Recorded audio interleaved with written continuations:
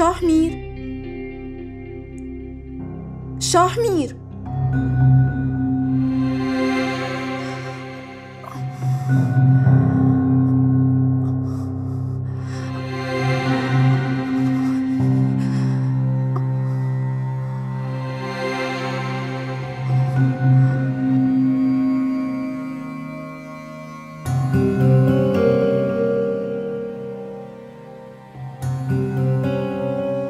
یعنی وقتی من خوابم میره تو آغوش زنش، نکنه داره منو بازی میده.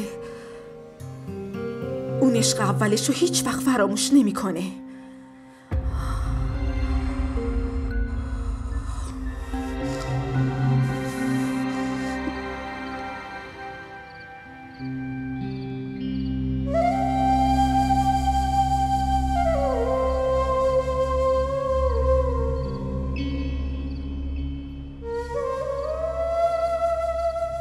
آزرا،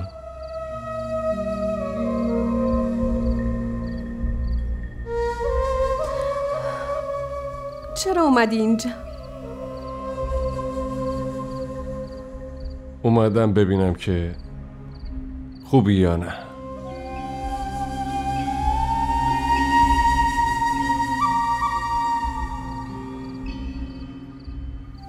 اومدی منو ببینی یا عذاب وجدانتو کمتر کنی؟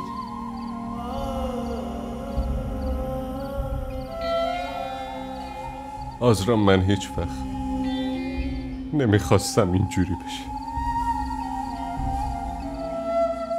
باور کن، هر اتفاقی افتاده فقط من مقصر نیستم، تو هم مقصری. خودت هم خوب میدونی.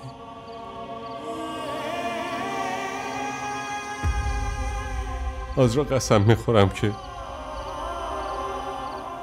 همه چی رو درست میکنم. بهت قول میدم همه حق و حقوقت رو پرداخت کنم. قول میدم در حقت بی‌انصافی نکنم.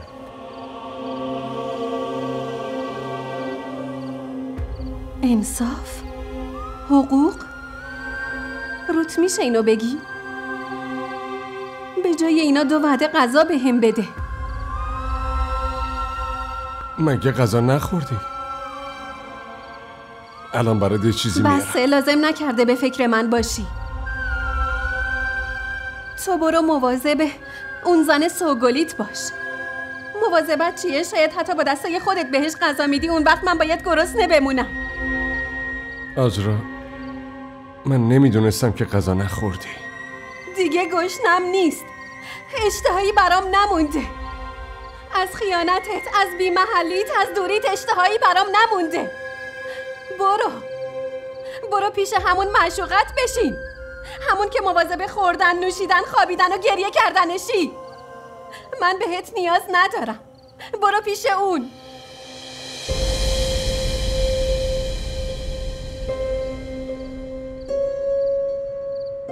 خدا کنه شاهمیر هیچ وقت خوشحال نباشی. همونقدر که منو اذیت کردی اذیت بشی. الهی خیر نبینی. دیگه نبینم بیای پیش من، فهمیدی؟ برو پیش همون معشوقت که خیلی نگرانشی، که دم به دقیقه داری لیلی به لالاش میذاری. از اینجا برو، از دلم برو بیرون. همونطور که از خونه زندگیت منو بیرون کردی، تو هم برو، از اینجا برو. از اینجا برو.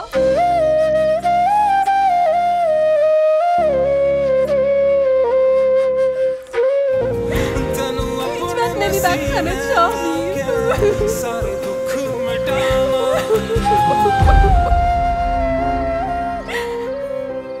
هیچ وقت نمیبخشمت. شاهمیر، شاهمیر،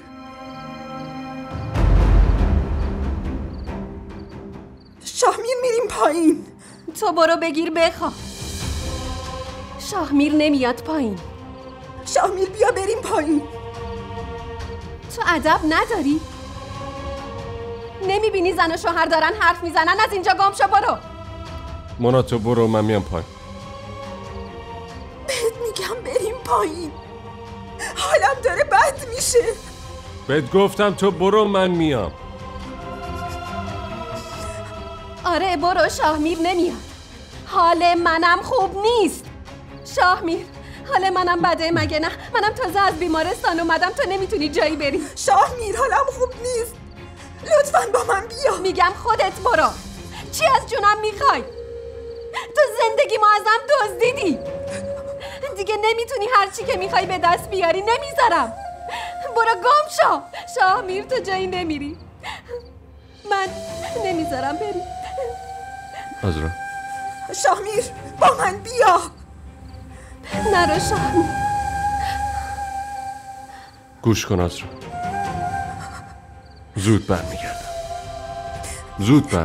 شاهمیر لطفاً درک کن.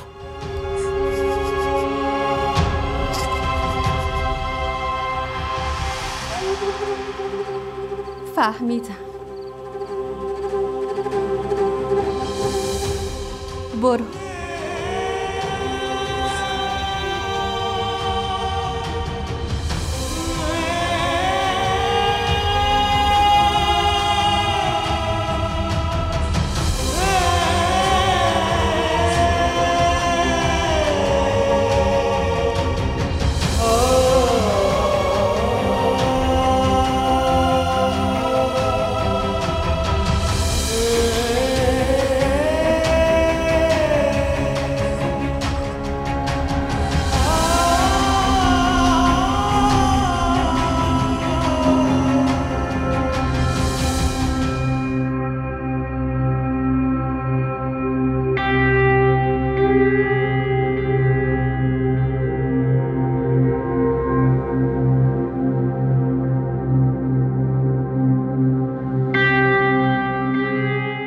قول میدم که همه حق و حقوقتو پرداخت کنم. در حقت بی‌انصافی نمی‌کنم.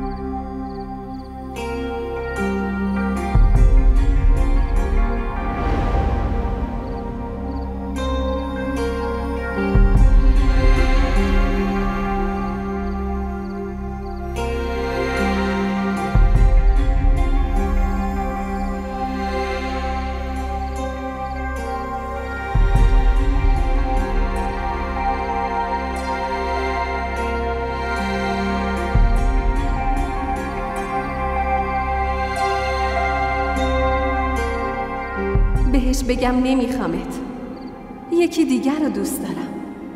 میخوام شکستنشو با چشمام ببینم.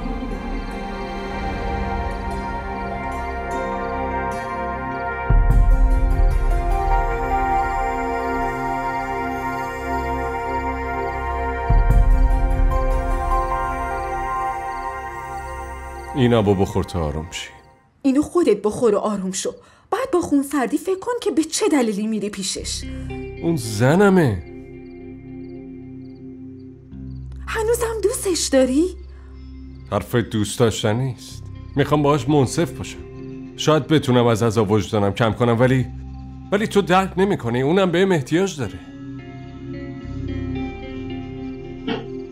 اون بهت نیاز نداره. لج کرده. نقطه ضعف تو پیدا کرده. دست گذاشته روش. اینو بفهم.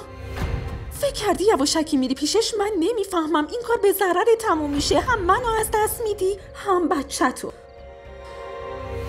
تو که خوب میدونی با استرس و ناراحتی فشارم میره بالا. بازم میری پیش زنت. تو نمیتونی با یه دست 2 هندوونه برداری شاهمیر. من فقط رفتم حالشو بپرسم. اونم از بیمارستان برگشته. دیگه فایده ای نداره. فکر میکنی بری پیشش همه چیزو فراموش میکنه؟ نه، فقط روی زخمت نمک میپاشه.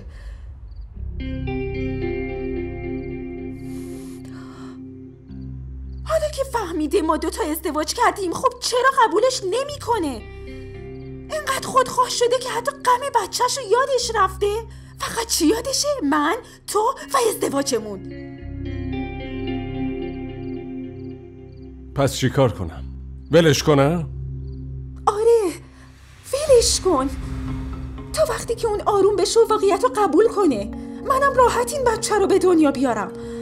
تا وقتی حالم خوب بشه و دوباره بتونم یکم جون بگیرم. تو درد چیه؟ چی اذیتت میکنه؟ اگه اینجوری آروم بشی هیچی درست نمیشه شاهمیر. خسته نمیشی از کارهای خودت؟ هم منو اذیت میکنی همونو. تو چرا اذیت میشی؟ چرا ناراحتی که میرم پیش اون؟ اونم اذیت میشه وقتی تو میای پیش من. پس لطفاً شاهمیر، لطفاً همه چیزو بذار به حال خودش. ول کن، حداقل تا وقتی که اون آروم بشه.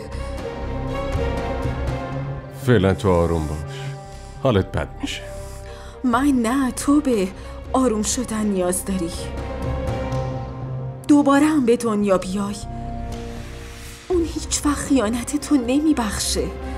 پس خودت آروم باش و لطفاً منم راحت بذار.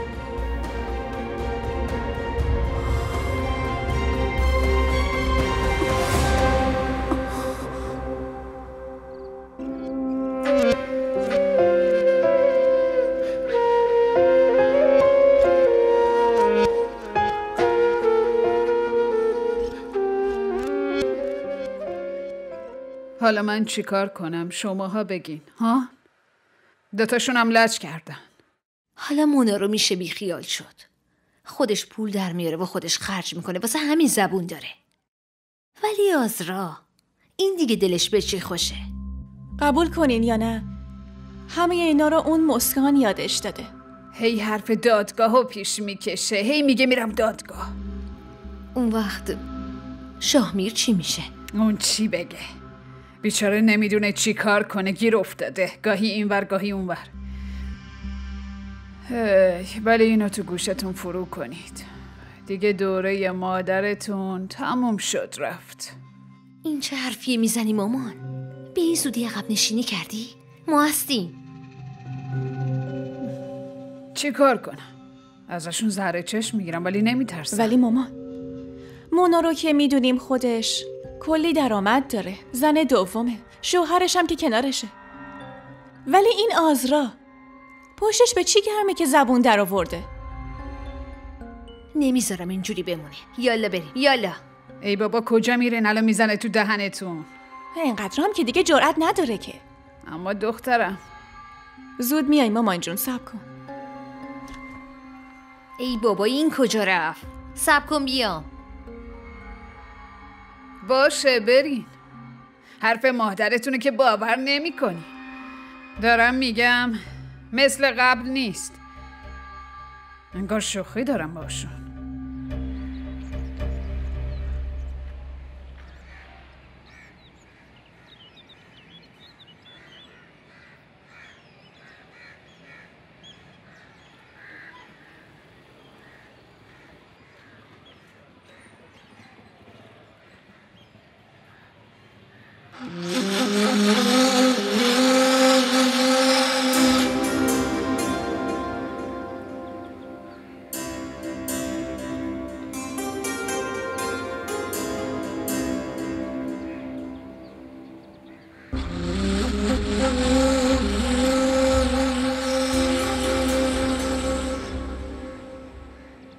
خیلی خوبه والا.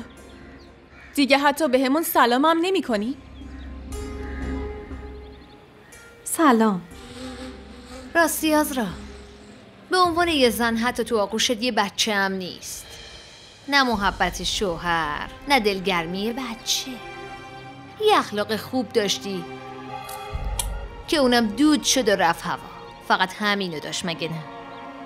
داداش شاهمیر که با دوست من ازدواج نکرده. اون دوست مامانم هم نبوده که تو اینطوری باهاش رفتار میکنی.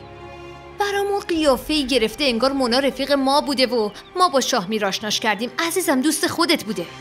میشنوی؟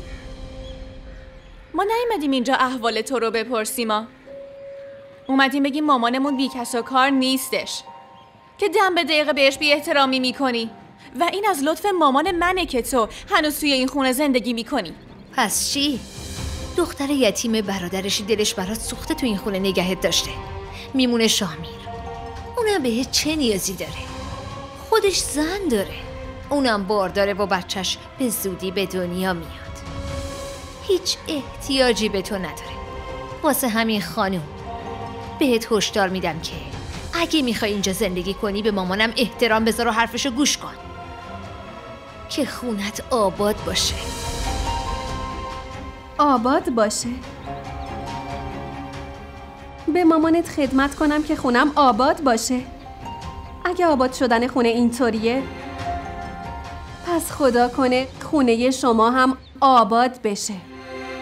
اگه اومدین به من هشدار بدین پس به هشدار منم با دقت گوش بدین. من به زور به کسی احترام نمیذارم، تا حالام نذاشتم. چرا باید این کارو کنم؟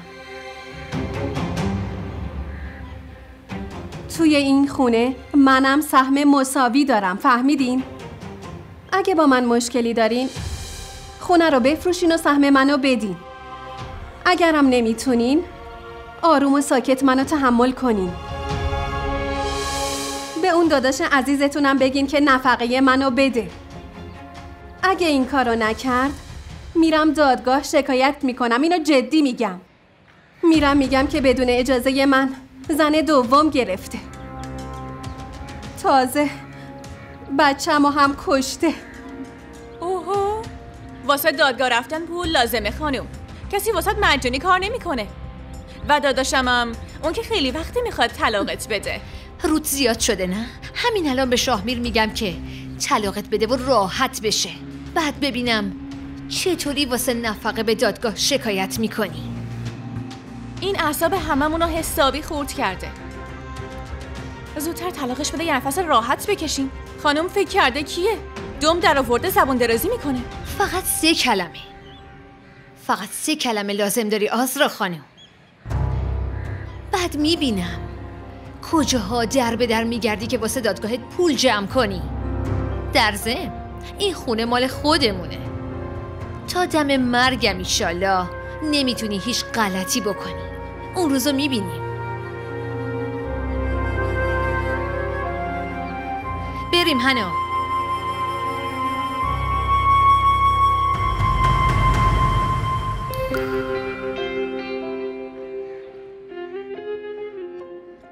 به عنوان یه زن تو آغوشت حتی یه بچه هم نیست. نه محبت شوهر، نه دلگرمی بچه.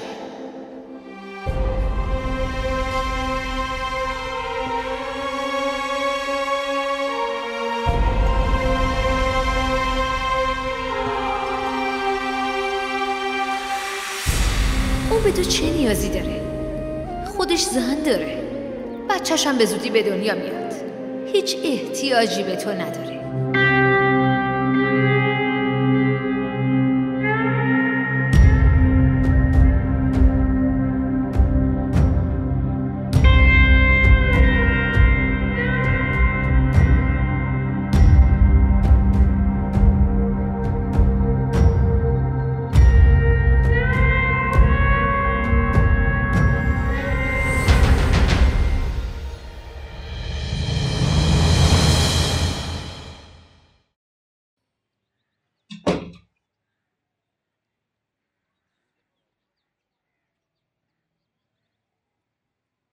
با یه روانشناس در مورد شرایط تو حرف زدم. جدی؟ چی بهش گفتی؟ قاتل، مجرم، فراری؟ ها؟ که هنوزم در موردش توی اخبار حرف میزنن. کسی که شبا کابوس میبینه، بیدار میشه و هی گریه میکنه و صدای جیغ خواهرش مثل یه آهنگ همیشه توی گوشش زنگ میزنه. همینا رو گفتی نه؟ داداش باید این اتفاقا رو فراموش کنی. با این شرایط مامانم تنها تو دست اون آدمای بد اسیره. من با وجود اینکه گناهکار نیستم ولی نمیتونم ثابت کنم. دیوونه میشم، خونم به جوش میاد وقتی اون اتفاقا یادم میفته. آخه چطوری میتونم فراموش کنم؟ ببین خضر، یه بار که از این عذاب خلاص بشی بعدش میتونی زندگی نرمال رو شروع کنی. بی خیال داداش، انقدر دلداری الکی نده. بالاخره که چی؟ اونا یه روز پیدا میکنن و منو میکشن. ناسلامتی برادر کوچیکشونو کشتم. داداش ولی تو تقصیری نداشتی. آره نداشتم. توی این جامعه صداقت بدترین گناهه و تاوانشم من و مادر پیرم باید بدیم.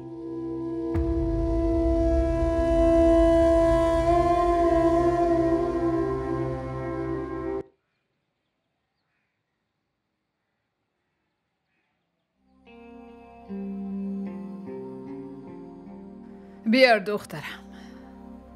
البته این کارا رو عروسا باید انجام بدن که بتونن دعای خیر مادر شوهرشون رو بگیرن و خوشحالش کنن. این واسه مادر شوهرای دیگه است. شما که دعای خیر بلد نیستین. کاراتون رو انجام دادیم، دعای خیرتونم دیدیم. این دیگه چیه؟ تلخه، مثل زهر ماره. مامان الان این مهم نیست. مسئله مهم آزراه که به خاطرش اینجا جمع شدیم. شما مار تو آستین پرورش دادیم. میخواد شما رو به دادگاه بکشونه. من که میگم طلاقش بدین و بندازینش بیرون. بعد میبینه زندگی چطوریه. دخترم حرف از فروش خونه میزنه. اون دختره نحس تو این خونه سهم برابر داره. مامان سند به اسم ماه. به این راحتی ها که نمیتونه خونه رو بگیره. باید اول کلی پول وکیل بده، اونم که هیچی نداره. طلاهاشم که داده به ما، پس اندازم که نداره. اگه بره تو خیابون گدایی هم بکنه بازم نمیتونه پول وکیل رو جور کنه. ببین داداش، من میگم اینو زودتر طلاقش بده، آواره خیابونا بشه. اصلا ببینم اونو میخوای چی کار؟ هم زن داری هم بچه، خوشبختم که هستی، بیندازش تو کوچه. اگه وکیل پیدا کرد چی؟ از خونه بیرونمون میکنه. ای بابا مامان چه حرفایی میزنی یا؟ تو دادگاه و این چیزا آدما میمیرن ولی به حقشون نمیرسن. آخه حق و انصاف دیگه کجا بود؟ دادگاه همش الکیه، وقت تلف کردنه. تازه مامان برای بردن پرونده باید یک عالمه پول خرج کنه، خیلی زیاد. این وکیلای ارزون که نمیتونن پرونده رو ببرن. خب آخه ما چرا بریم دادگاه؟ چرا پولمون الکی واسه وکیل خرج کنیم؟ اوف مامان من، این دختره نمیره دادگاه، داره الکی میگه، دروغ میگه. در ضمن تو کشوری که مردمش نون شب ندارن وکیل مفت از کجا پیدا میشه؟ داداش من که میگم بسم الله بگو، میرم این دختره رو صدا بزنم. یا نه خودت زودتر برو بالا و طلاقش بده.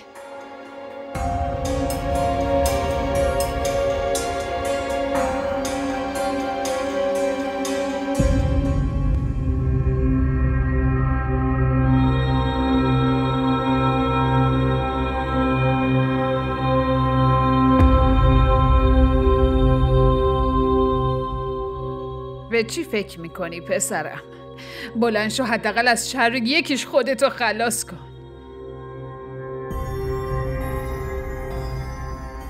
چیو نگاه میکنی؟ من که حرفمو رک میگم، حالا چه خوشت بیاد چه خوشت نیاد. عروس کنار شوهرش میمونه که به مادر شوهرش خدمت کنه. برو پسرم صداش بزن و تمومش کن. همین. هانا برو صداش بزن، شاهمیر طلاقش میده. هانا وایسا، لازم نیست جایی بری و کسی رو صدا کنی. چرا لازم نیست پسرم؟ اون فتنه زندگی رو برامون جهنم کرده. تمومش کن دیگه، ما هم یه نفس راحت بکشیم. اون دوتا راست میگن. اگه شاهمیر منو طلاق بده و از خونه بیرونم کنه، چی کار کنم؟ کجا برم؟ کجا بمونم؟ پشت در کی بشینم؟ چطوری حقمو بگیرم؟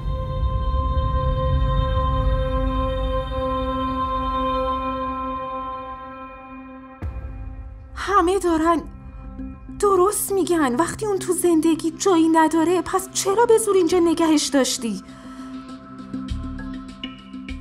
داره تهدید میکنه که میره دادگاه، میخواد به خاطر ازدواج ما شکایت کنه. واسه گرفتن ارث و میراث تهدیدمون میکنه. اون وقت تو هنوزم داری فکر میکنی شاهمیر؟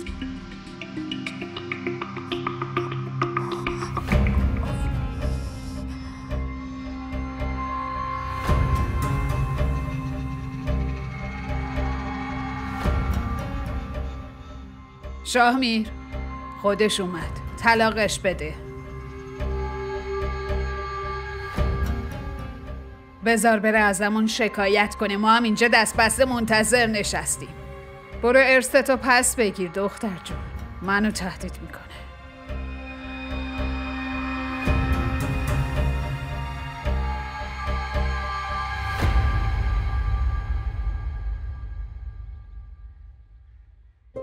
عجب، هنوزم یه ذره شرم داری. تو چشمام نگاه نمی کنی. تو طلاق میخوای؟ این تنها چیزیه که اگه ازت بخوام فوری بهم میدیش، مگه نه؟ دروغ میگم؟ تو نمیتونی این حرفای تلخ خود تموم کنی؟ بس دیگه. نکنه توقع داری که حرفای عاشقانه بزنم؟ تو لیاقت شنیدن اون حرفا رم نداشتی. آزرا، همه خانواده از رفتارت خسته شده. همه میخوان آرامش داشته باشن. همین. واسه همین میخوای منو طلاق بدی؟ باشه، به مادر و خواهرات بگو که طلاهای منو پس بدن. تا موقعی که خونه فروش بره من اینجا میمونم. وقتی که فروختیش سهممو میگیرم و از اینجا میرم. اوه، پس برو اونم از دادگاه بگیر، ما که بهت نمیدیم. تصمیم آخر قاضی میگیره خانوم. چیو نگاه میکنی شاهمیر؟ دستشو بگیر و از این خونه بندازش بیرون. واسه من ادعای ارث و میراث میکنه. چطوری بندازه بیرون؟ منم تو این خونه مثل شما سهم دارم. برو حقتو از دادگاهت بگیر. ما دیگه نمیذاریم اینجا بمونی. وقتی برگه دادگاه آوردی اون وقت بیا اینجا زندگی کن. ببینم شاهمیر، معلومه چت شده؟ طلاقش بده و راحتمون کن.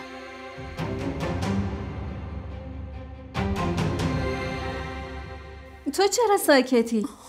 تو هم یه چیزی بگو. ازم خجالت میکشی؟ لازم نیست من چیزی بگم. رفتار و گفتار خودت همه چیو میگه. داداش شاهمیر، طلاقش بده، تمومش کن دیگه. خودتو از این نونخور اضافی راحت میکنی. تو ساکت باش.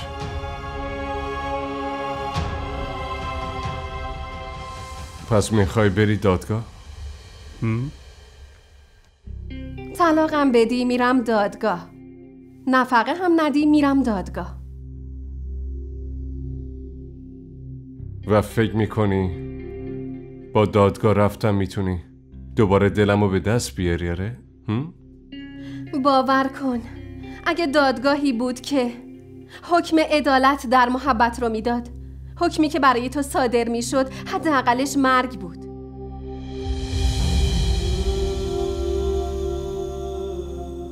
ولی الان محبت تو نمیخوام. این دفعه حقمو میخوام. اگه مردی لااقل این جنگو با شرافت ببر. به مامان و خواهرات بگو طلاهامو پس بدن که بتونم خرج خودمو بدم.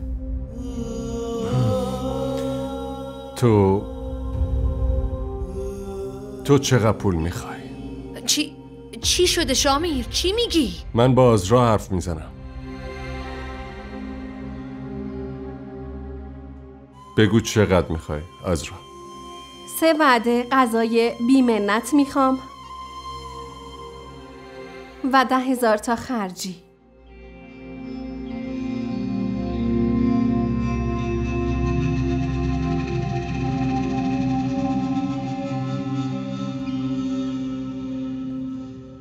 بگیر.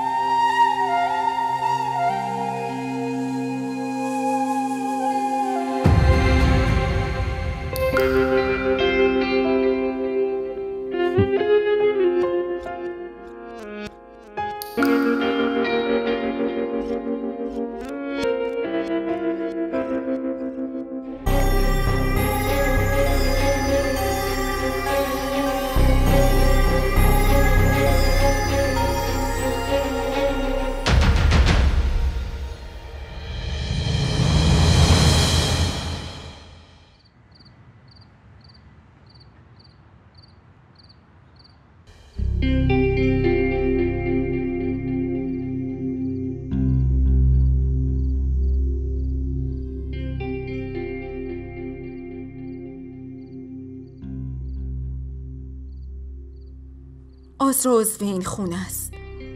کل خونه در اختیارشه. حق استفاده از همه وسایل داره. نکنه تو هم جز وسایل آشپزخونه ای؟ دیگه این سوال جواب کردن ها رو تموم کن مونا. بسه. ادعا کردی عاشقمی، حداقل حالا اثباتش کن. ادعا کردی عاشقمی، حداقل اثباتش کن. به این زودی فراموش کردی؟ شاهمیر رفتار درست نیست، نه با خودت، نه با آزرا، نه با من. اون توی زندگی جایی نداره. همه خانواده راضی شدن، خود آزرا به طلاق راضی شد. پس چرا همه شرایطش رو قبول کردی؟